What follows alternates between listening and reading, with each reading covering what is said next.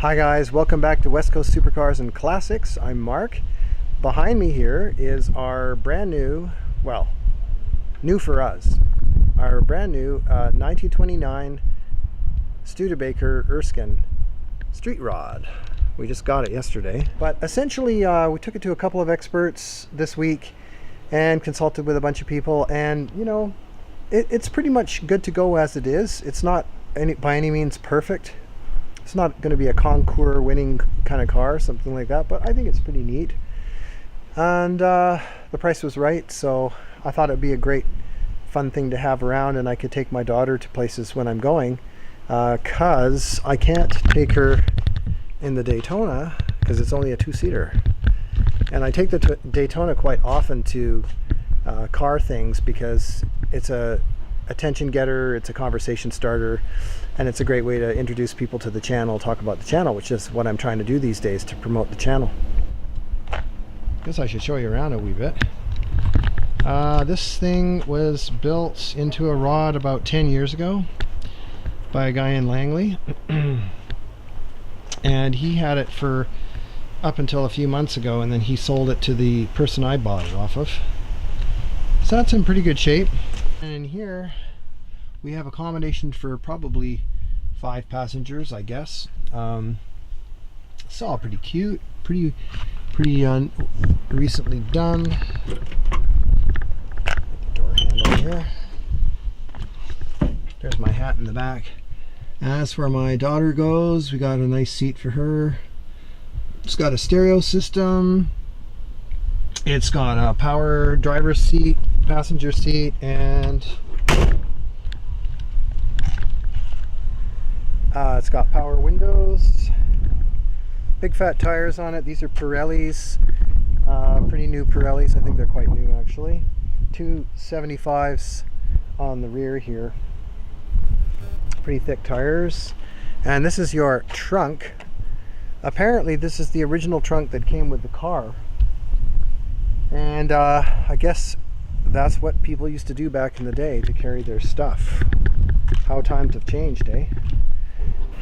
Anyway, this is day 2 of our new journey with the 1929 Studebaker Erskine.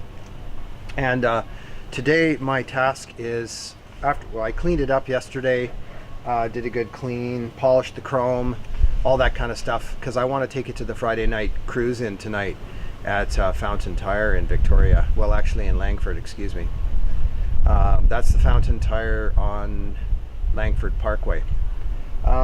But my task today is to check into the spark plugs and the carb adjustments, because it's idling kind of weird, and so I've got to get those things figured out. So that's really what I'm going to do right now. So I'll just show you a little bit. Now in these old cars, you lift the bonnet like that. Carburetor's on this side. This is a stroker small block Ford. I'm not exactly sure what the displacement is now, but it's over 300 cubic inches.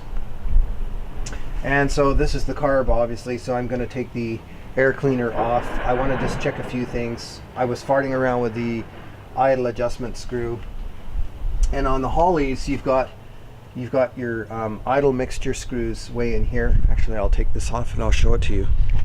The builder of this car was in Langley, BC, and I think this car was completed around 2010. That's, at least by looking at the bills, that's what it looks like. Anyway, so this is a Holly carb in here. Right here, this is the throttle on the carb. There's your throttle linkage, and your idle speed adjuster screw is there. But over here, right here on the primary side, which is the front of the car, there's the distributor cap. There's the front of the car. This is the idle mixture screw of this side. There's 2 of them. There's one on either side of the car. That's going to be interesting because you can't open both sides of this, I don't think, at once. Maybe you can. I'll see what happens. I also need to look at the the choke adjustment and the fast idle screw as well, the fast idle cam and the mixture, because it's not idling fast enough when you first start it up, which is a pain, because it'll stall right when it's cold. Carburetors are kind of interesting. I mean, I don't know a heck of a lot about them, but I've been using a carburetor on my Daytona replica for a couple of years, and seems fine to me, but they're a little cranky when they're cold. So that's something that can be a nuisance if you're stopping and starting the car and it's not idling well or something like that. Anyway, I'm going to get to work on this. Besides the idle screws and the carburetor adjustment, the other thing I'm going to be checking today is all the vacuum hoses to make sure there's no vacuum leaks, because that's another obvious way that carbureted cars can start running strangely, is if there's any kind of a leak. It can be a leak at the base of the carb, like if the deck of the carb or the intake manifold is warped, or there's a gasket that's not working properly, or a vacuum hose that's not hooked up. So I'm going to also check for those things, because those can affect the way the car runs and idles.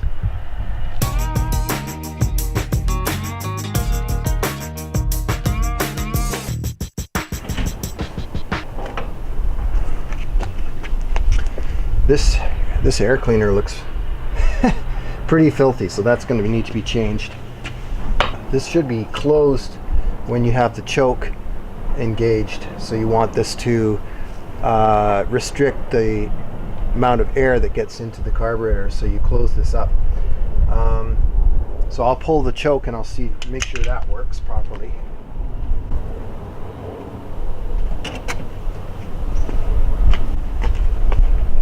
There, now you see it's closed.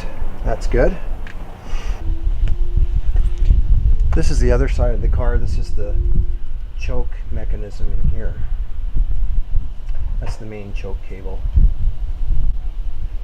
And I've just pulled off one of the spark plug wires, and I'm going to take a spark plug out just to see how it looks. I'll probably replace the spark plugs today too.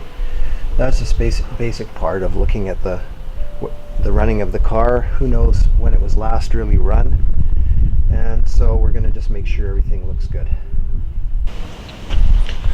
Alright, first order of business here is to get these spark plugs replaced.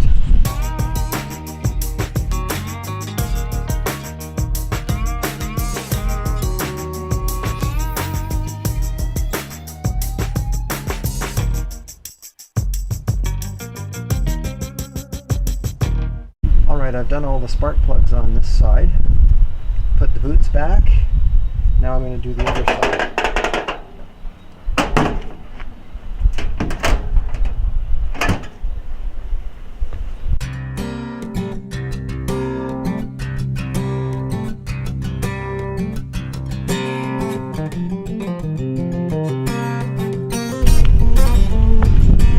Yeah, for these harder to reach places, I'm going to switch to a ratchet system. It's easier for me to get in there. That other tool is fine, but it doesn't get around these restrictions very well. So it's easier for me to just switch my tools. As they say, the right tool for the right job, eh? That's the way to do it.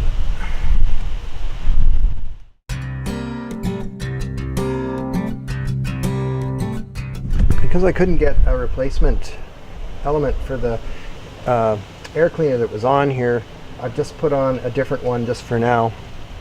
Alright, so now I've replaced all the plugs. I'm just going to put the wires back on in the right order. You have to always be sure they're in the right order and that they're fitting nice and firmly. There, that should do it. Okay, I think we're ready to fire it up and see if I succeeded. I've shredded my gloves up for all these metal objects, but anyway, always try to keep a fire extinguisher handy around as well in the shop and so on. It's not a bad idea to keep one in your car in case you have some kind of a fire. But all right, so let's fire it up, see what happens.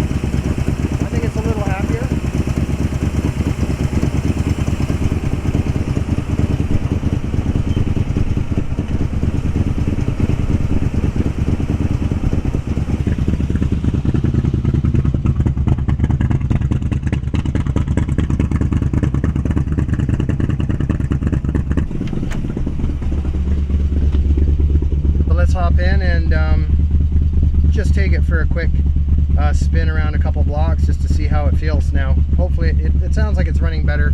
The idle speed is better. This is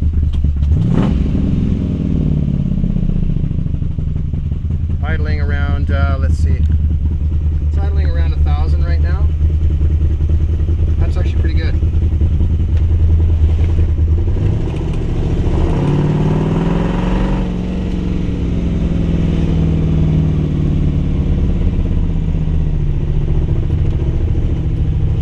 Next thing I've got to do is adjust the timing on this thing as well.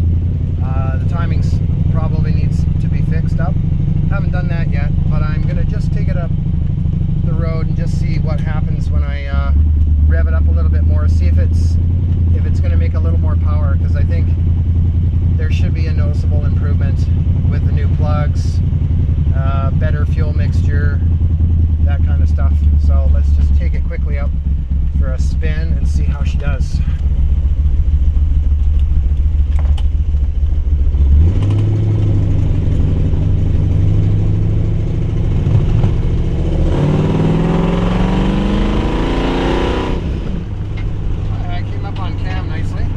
Starting to make some power there. Let's bang it up again.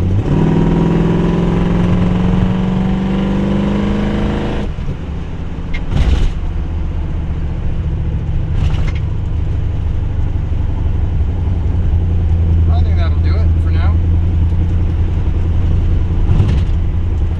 It's not exactly a road rocket compared to some of the other cars around, but it does pretty well, actually. Maybe we'll get some more performance out of it when we tune it a bit more. West Coast Supercars and Classics as of today has over 16,000 views. So thank you very, very much everybody for, tuning in and checking out the videos. This has really been a really interesting experiment so far in doing social media and doing more things on YouTube. I'm having a lot of fun with it. It's a wonderful distraction during the summer.